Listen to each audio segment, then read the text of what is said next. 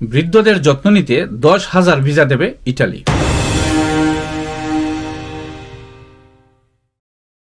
আসসালামু আলাইকুম, welcome back to another blog.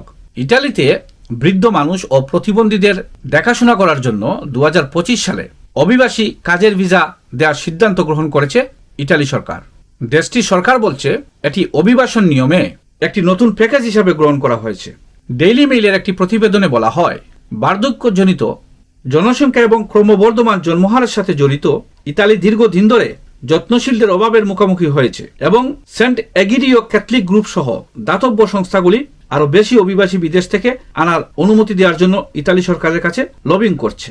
পরিচর্যাকারীদের জন্য পরীক্ষামূলক অতিরিক্ত কোটা গত বছর 2023-25 সময়ের জন্য ঘোষিত 4,52,000 ভিসার বাইরে যোগ হবে, যা আগের 3 বছরের প্রায় 150% হারে বৃদ্ধি পাচ্ছে।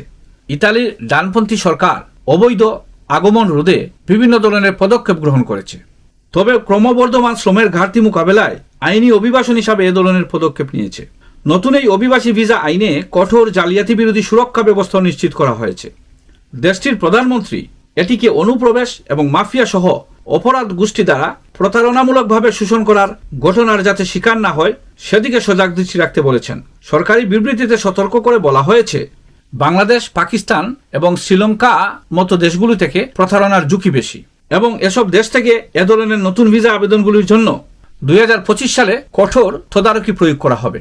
একই সঙ্গে ইতালির উপকূলে অভিবাসীদের যেসব এনজিও কাজ করছে এবং যেসব দাতব্য সংস্থাগুলি অভিবাসী নৌকাগুলিকে উদ্ধার করছে তাদের সতর্ক থাকতে বলা হয়েছে।